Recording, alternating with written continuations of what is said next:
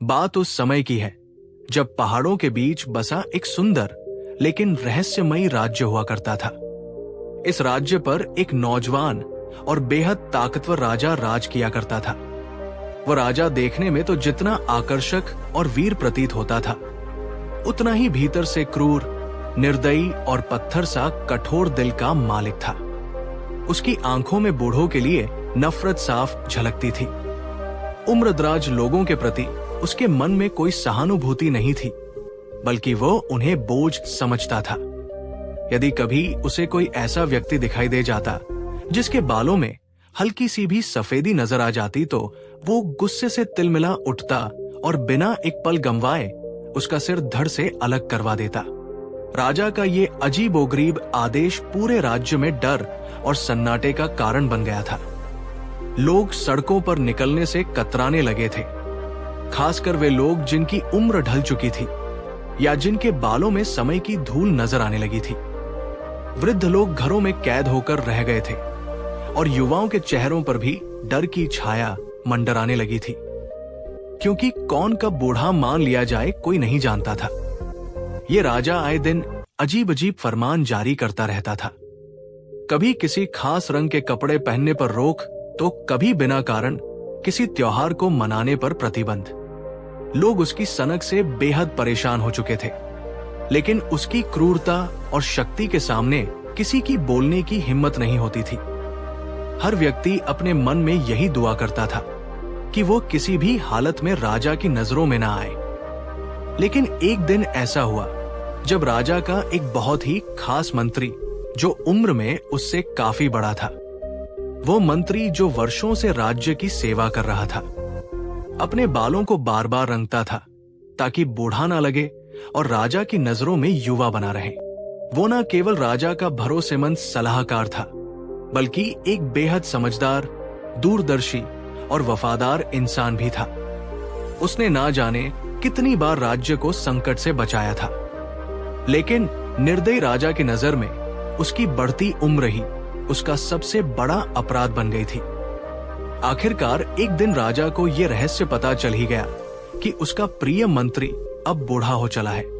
बस फिर क्या था, राजा ने तुरंत उसे खत्म करने का निर्णय ले लिया। हालांकि वर्षों की सेवा को देखते हुए राजा ने यह फैसला किया कि मंत्री को सबके सामने नहीं मारा जाएगा। उसने अपने विश्वास पात्र जल्लादों को बुलाकर हुक्म दिया, मंत्री को दूर किसी सुनसान जंगल में ले जाओ और वही उसका अंत कर दो, ताकि उसका चेहरा मेरी आंखों से दूर हो जाए। राजा के कुछ नौकर और जल्लाद मंत्री को लेकर जंगल की ओर रवाना हो गए। घने जंगलों के बीच एक गहरा खड्डा खोदा गया, जहां मंत्री की जिंदगी खत्म करने की तैयारी की गई। लेकिन जैसे ही मंत्री को उस जगह ले जाया गया, उसने बड़ी शांति और गंभीरता से सबको रोकते हुए कहा, तुम लोग मुझे मार सकते हो, मुझे इस बात का कोई दुख नहीं है, पर एक बात याद रखना, आज मैं बूढ़ा हुआ हूं, कल को तुम भी बूढ़े हो जाओगे। आज मेरी बारी है, कल तुम्हारी बारी होगी। मंत्री की ये बात सुनकर जल्लादों और सैनिकों के दिल कांप उठे। वहां मौजूद हर व्यक्ति गहरी सोच में डूब गया। उन्हें मंत्री की बात में सच्चाई दिखाई दी। आखिरकार उन्होंने आपस में सलाह मशवरा किया और ये निर्णय लिया कि मंत्री को मारा नहीं जाएगा। इसके बजाय उसे एक गुप्त स्थान पर छिपा दिया जाएगा, ताकि राजा को कोई शक ना हो।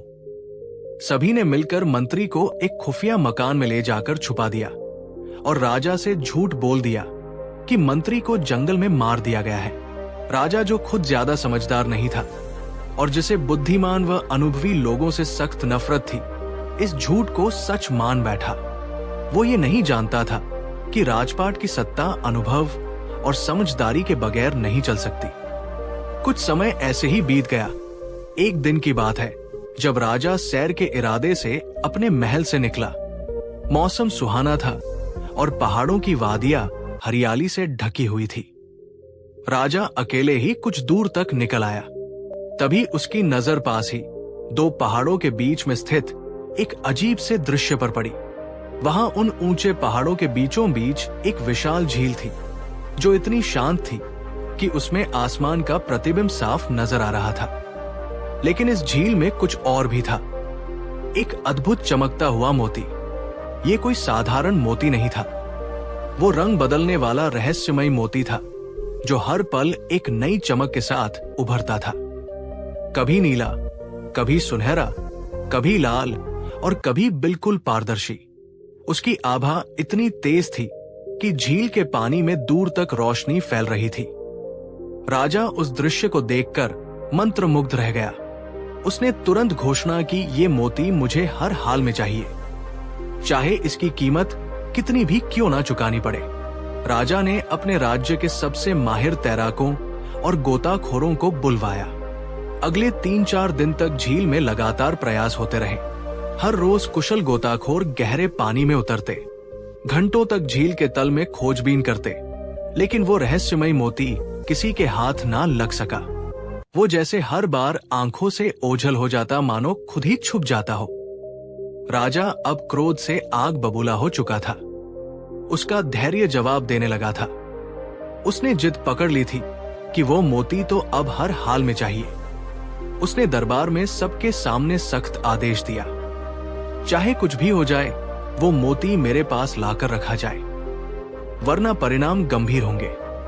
राजा के सभी दरबारी, जो खुद भी नौजवान और उत्साही थे, ने अपनी ओर से हर संभव प्रयास कर लिया, लेकिन कोई भी उस चमकते हुए मोती को निकालने में सफल ना हो सका। अब दरबार में चिंता की लहर फैल गई थी। हर कोई यही सोच रहा था कि आखिर इस समस्या का हल कैसे निकले। जब राजा को प्रसन्न करने का कोई रास्ता नहीं बचा, तब पूरा दरबार बेचैनी से भर उठा। चारों ओर तनाव और घबराहट का माहौल बन गया था। हर दरबारी, हर सेनापति, हर सलाहकार पर दबाव था कि जल्द से जल्द इस रहस्य को सुलझाया जाए, वरना राजा का क्रोध सब पर भारी पड़ेगा। इसी दौरान उस बूढ़े मंत्री, जिसे राजा ने उम्र की वजह से मौत की सजा दी थी, उसका बेटा अब दरबार में मंत्री बन चुका था। वो भी अपने पिता की तरह ही समझदार, शांत और चतुर व्यक्ति था।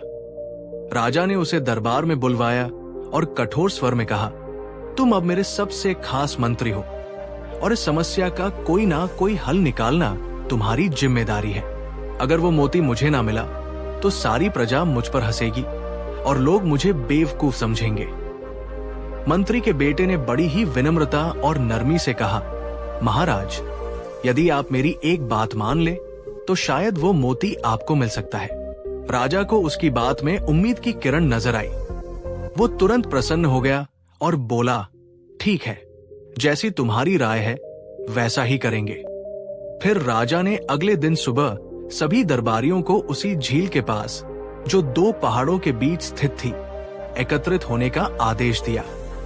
अगली सुबह जब सूरज की पहली किरणें पहाड़ों पर गिर रही थी, नौजवान राजा अपने तमाम दरबारियों के साथ झील के किनारे पहुंचा। हर किसी की नजर अब मंत्री के बेटे पर टिकी हुई थी। सबके मन में यही प्रश्न था कि आखिर ये युवा अब क्या उपाय बताएगा। कुछ देर बाद मंत्री का बेटा पहाड़ों की ओर से धीरे धीरे नीचे आया। उसके चेहरे पर आत्मविश्वास की एक खास चमक थी। उसने हाथ जोड़कर राजा से कहा, महाराज, जिस जगह पर हम अब तक मोती को ढूंढने का प्रयास कर रहे हैं, असल में वो मोती वहां है ही नहीं। राजा ये सुनकर हैरान रह गया। उसने तीखे स्वर में पूछा, तो फिर कहाँ है वो मोती? साफ साफ बताओ। मंत्री के बेटे ने मुस्कुराते हुए आसमान की ओर इशारा किया और बोला, वो देखिए महाराज, पहाड़ की चोटी पर एक बेहद खूबसूरत मोती चमक रहा है। उसी की रोशनी झील के पानी में पड़ रही है, जिससे सबको ये भ्रम हो रहा था कि मोती झील के भीतर है। सभी दरबारियों ने ध्यान से देखा तो मंत्री के बेटे की बात पूरी तरह सही निकली। सचमुच झील के ऊपर वाले पहाड़ पर एक अद्भुत चमकता हुआ मोती मौजूद था। रोशनी झील में पड़कर ऐसा भ्रम उत्पन्न कर रही थी जैसे मोती झील के भीतर हो। ये देख सभी लोग अचंभे में पड़ गए। वे सोचने लगे, इतनी सी बात किसी को पहले क्यों नहीं सूझी। राजा के कुछ नौकर तुरंत पहाड़ पर चढ़े और उस मोती को लाकर राजा को सौंप दिया। राजा की प्रतिष्ठा बच गई। उसका चेहरा प्रसन्नता से खिल उठा। इस चतुराई भरे समाधान पर सभी दरबारियों ने मंत्री के बेटे की जमकर सराहना की। राजा ने भी उसकी बुद्धिमानी से खुश होकर ढेरों इनाम और उपहार भेंट किए। लेकिन उसी समय राजा के मन में एक गहरा संदेह भी जम लेने लगा। उसने सोचा, ये लड़का तो पहले कभी इतना बुद्धिमान नहीं था, फिर अचानक इसे इतनी समझदारी कहां से आ गई? उसके मन में बार बार ये सवाल उठने लगा। आखिर कौन है वो अक्लमंद इंसान जो इसे ये सलाहें दे रहा है? क्या ये खुद इतना समझदार हो गया है या इसके पीछे कोई और है? राजा सच्चाई जानना चाहता था और इस रहस्य को उजागर करने के लिए उसने एक अनोखा तरीका निकाला। उसने ठान लिया कि वह अपने दरबारियों की अग्नि परीक्षा लेगा और जानने की कोशिश करेगा कि इस युवा मंत्री की असली बुद्धिमत्ता का स्रोत क्या है। कुछ दिनों बाद पूरे राज्य में ये ऐलान करवा दिया गया कि अगले महीने की पूर्णमासी से पहले राजा के लिए एक विशेष मुकुट तैयार किया जाए। लेकिन ये कोई साधारण मुकुट नहीं होना था। उसकी शर्त थी कि वह मुकुट पानी और आग दोनों तत्वों से बना हो। ऐसा मुकुट जो ना तो आग में जल सके और ना ही पानी में बजाए। और सबसे बड़ी बात, जो व्यक्ति उसे पहने उसके सिर को ना तो आग जला सके और ना ही पानी गीला कर सके। राजा की ये शर्त सुनकर पूरे दरबार में सन्नाटा छा गया। सभी दरबारी हैरान और परेशान हो उठे। वे एक दूसरे की ओर देखने लगे, मानो पूछ रहे हो, क्या सचमुच ऐसा कोई मुकुट बन सकता है? दरबारियों को यकीन नहीं हो रहा था कि राजा ने ऐसा असंभव सा आदेश दे दिया है। सबके मन में यही सवाल घूम रहा था कि भला ऐसा ताज कैसे संभव है जो आग में ना जले, पानी में ना भीगे और पहनने वाले को पूरी तरह सुरक्षित रखे। राजा ने जब सख्ती से कह दिया कि यदि ये शर्त पूरी नहीं हुई तो सभी दरबारियों को पद से हटा दिया जाएगा और उनकी जगह नए लोग नियुक्त किए जाएंगे, तब तो मानो सबके होश उड़ गए। हर तरफ घबराहट और निराशा फैल गई। किसी के भी मन में इस पहेली का हल नहीं सूझ रहा था। दरबार का वातावरण भारी और उदास हो गया था। हर कोई अंदर ही अंदर यही सोच रहा था कि अब तो नौकरी गई समझो, बचने का कोई रास्ता नहीं है। जैसे जैसे पूर्णमासी की रात नजदीक आती जा रही थी, मंत्री का बेटा भी बेचैनी से भर गया। उसे समझ नहीं आ रहा था कि वो राजा को कैसे संतुष्ट करे। कई रातें उसने इसी सोच में काट दी और अंततः एक रात वो अपने पिता के पास जा पहुंचा, उसी गुप्त स्थान पर जहां वर्षों से वृद्ध मंत्री को छुपा कर रखा गया था। बेटे की आंखों में चिंता देखकर बूढ़ा मंत्री मुस्कुरा उठा। उसने कहा, बेटा तुम बिल्कुल चिंता मत करो। राजा का ये इम्तिहान जितना कठिन दिखता है उतना है नहीं। मैं तुम्हें एक ऐसा उपाय बताता हूं जिससे राजा के भी होश उड़ जाएंगे। इतना कहकर उसने बेटे के कान में धीरे धीरे एक योजना समझानी शुरू की। अगले दिन मंत्री का बेटा उन चुनिंदा दरबारियों से मिला जो पहले से जानते थे कि बूढ़ा मंत्री अब भी जिंदा है। उसने उन सबको एकत्र किया और कहा, पिताजी ने एक उपाय बताया है, लेकिन उसके लिए हमें मिलकर काम करना होगा। अगर तुम सबने साथ दिया तो हम ना केवल राजा की परीक्षा में सफल होंगे बल्कि उसकी आंखें भी खोल देंगे। सभी दरबारी तैयार हो गए। वे जानते थे कि अब समय कम है और योजना पर सही ढंग से काम करना होगा। आखिरकार वो दिन भी आ ही गया। पूर्णमासी की रात पूरा दरबार रोशनी से सजा हुआ था। महल के चारों ओर दीप जल रहे थे। हर किसी के चेहरे पर उत्सुकता, घबराहट और हैरानी साफ झलक रही थी। सबकी निगाहें महल के मुख्य द्वार की ओर टिकी थी। इंतजार था उस चमत्कार के जो अब होने वाला था।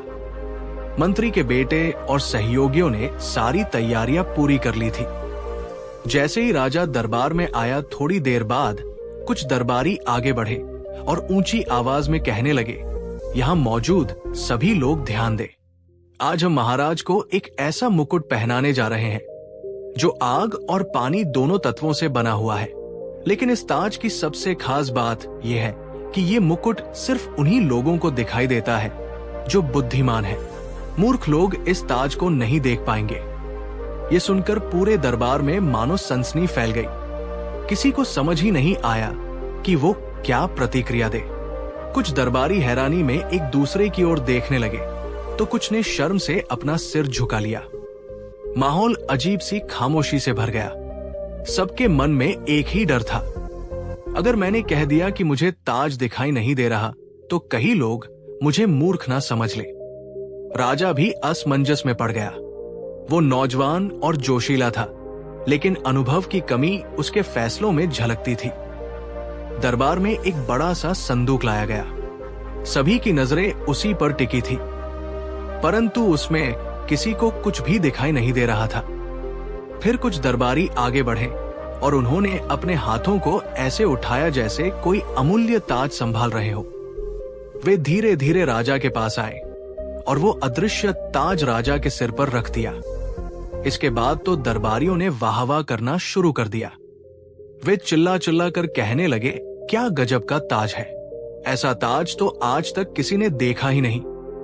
इसकी शोभा ही निराली है। राजा, जिसे अपने सिर पर कोई ताज महसूस नहीं हो रहा था, पहले थोड़ा भ्रमित हुआ, लेकिन जब उसने देखा कि सभी दरबारी उसकी तारीफ कर रहे हैं और ताज की सुंदरता के गुणगान कर रहे हैं, तो वो भी मन ही मन सोचने लगा कि कहीं मैं ही इसे नहीं देख पा रहा। राजा ने अपने चेहरे पर मुस्कान ओढ़ ली और प्रसन्नता का नाटक करने लगा। दरबार में उपस्थित सभी दरबारी अलग अलग तरीकों से उस काल्पनिक ताज की तारीफ में जुट गए। राजा की जय जयकार होने लगी। ये उत्सव शाम तक चलता रहा। जैसे ही सूरज ढला, राजा दरबार से उठकर अपने महल लौट गया। रात को राजा अपनी रानी के पास गया और बोला, रानी साहिबा, आपने अब तक मेरे नए ताज की बधाई नहीं दी। क्या आपने मेरा अनमोल ताज नहीं देखा?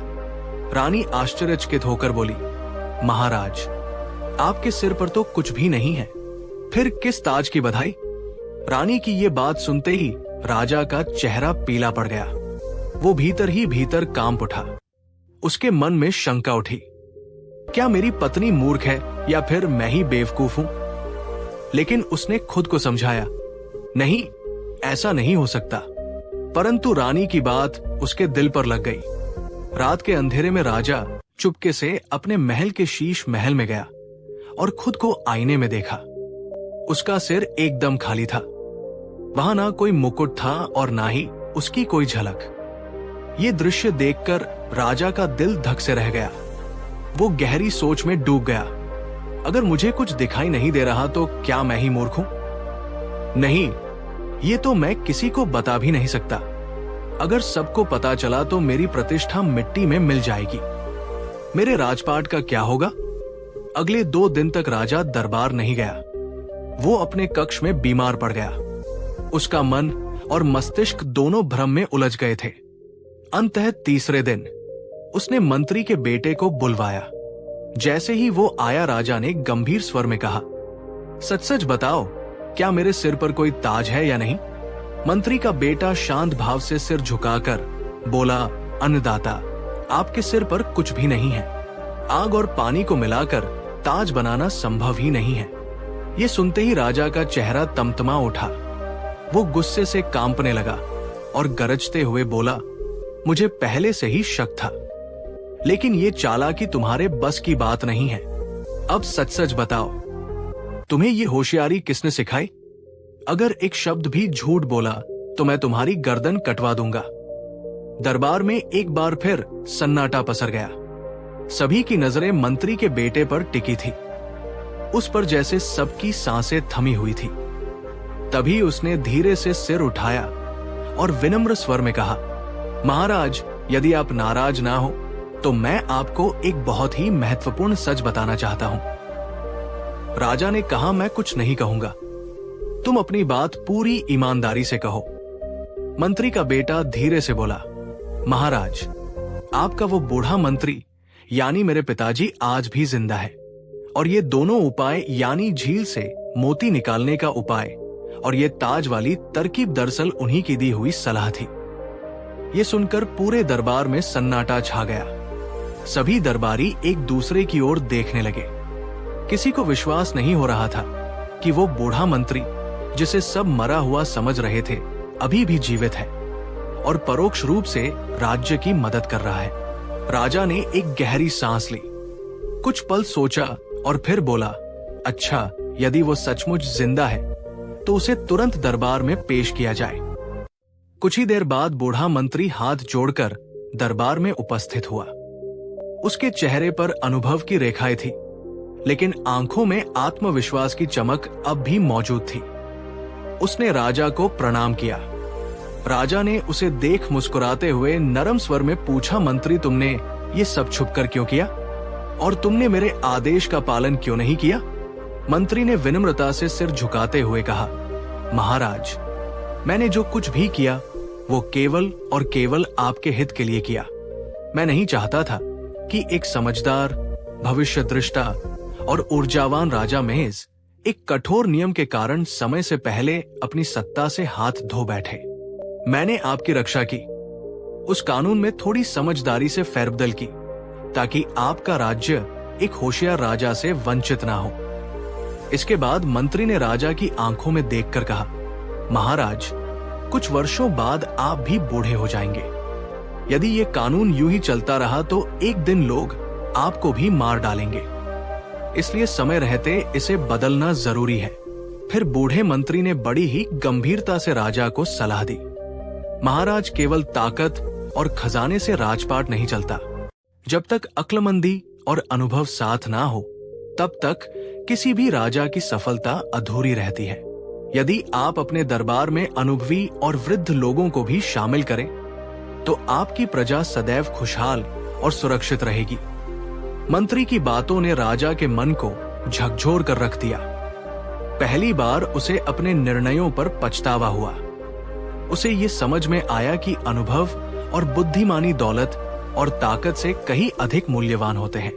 राजा तुरंत अपने सिंहासन से उठा और जोरदार आवाज में ऐलान किया, आज से राज्य में कोई भी बूढ़ा व्यक्ति छिपकर नहीं रहेगा। हर वृद्ध जन को पूरी आजादी होगी कि वो बिना डर के अपने घरों से बाहर निकले और सम्मान के साथ जीवन बिताए। राजा का ये आदेश सुनते ही वर्षों से बंद पड़े दरवाजे खुल गए। उन गलियों में जो पहले वीरान थी, अब बुजुर्गों की धीमी लेकिन सशक्त चाल फिर से गूंजने लगी। लोग अपने घरों से बाहर निकले, खुली हवा में सांस ली और एक नया सवेरा देखना शुरू किया। नौजवान और बुजुर्गों ने मिलकर उस राज्य को फिर से संवारा। अब राजा के दरबार में निर्णय केवल जोश में नहीं, बल्कि होश और अनुभव के आधार पर लिए जाने लगे। कुछ ही समय में वह राज्य एक आदर्श, समृद्ध और खुशहाल राज्य बन गया। दोस्तों, हो सकता है कि यह कहानी एक काल्पनिक कहानी हो, लेकिन इसमें हम सभी के लिए, विशेषकर नौजवानों के लिए, एक बेहद महत्वपूर्ण सबक छुपा है। कभी भी अपने माता पिता या अपने बड़े बुजुर्गों को अपनी सफलता में रुकावट मत समझो। उनके अनुभव से सीखो, क्योंकि अनुभव वो अनमोल खजाना है जो समय की धूप में तपकर, ठोकर खाकर अर्जित किया जाता है। इसे ना तो खरीदा जा सकता है और ना ही किसी किताब में पूरा समझा जा सकता है। अगर आपके आसपास भी कोई बुजुर्ग है तो उसकी इज्जत करो, उसकी बातें ध्यान से सुनो। हो सकता है कि वो आज की दुनिया के हिसाब से ना चलता हो, लेकिन वह जीवन के उन रास्तों को जानता है जिन पर तुमने अब तक कदम भी नहीं रखा। अनुभव तुम्हें कई मुसीबतों और गलतियों से बचा सकता है। आज के सोशल मीडिया के इस तेज रफ्तार दौर में हम अक्सर अपने बड़े बुजुर्गों को नजरअंदाज कर देते हैं। मोबाइल की स्क्रीन पर उंगलियां चलाते चलाते हम ये भूल जाते हैं कि असली ज्ञान सिर्फ इंटरनेट पर नहीं मिलता। जब हम अपने बुजुर्गों से दूर होते हैं तो उनकी कहानियां, उनका अनुभव और जीवन की वो छोटी छोटी सीखें भी हमसे दूर हो जाती हैं। दादी नानी की गोद में सिर रखकर सुनाई जाने वाली कहानियों का स्वाद किसी YouTube वीडियो या इंस्टाग्राम रील में नहीं मिल सकता। नाना दादा की सादगी और जीवन की सच्चाई भरी बातें हमें ऐसे सबक देती हैं जो कोई बड़ा इंस्टीट्यूट भी नहीं दे सकता। कई बार हम सोचते हैं कि सब कुछ तो गूगल पर मिल जाता है, लेकिन क्या गूगल तुम्हें यह बताएगा कि जिंदगी में कब चुप रहना है और कब बोलना, कब हार माननी है और कब डटे रहना है? सबक यह है कि बड़ों का तजुर्बा अनमोल होता है, सिर्फ युवा शक्ति से नहीं बल्कि बुजुर्गों की समझदारी से भी समाज आगे बढ़ता है। हमें अपने माता पिता और बुजुर्गों को बोझ नहीं, एक मार्गदर्शक समझना चाहिए। असली ताज वही पहन सकता है जो विनम्र होकर ज्ञान और अनुभव को स्वीकार करे। इसलिए अपने जीवन में बड़ों का सम्मान करें, उनके साथ समय बिताएं और उनके अनुभवों से सीखें, क्योंकि कुछ ज्ञान किताबों और इंटरनेट पर नहीं, सिर्फ जीवन की ठोकरों से ही मिलता है।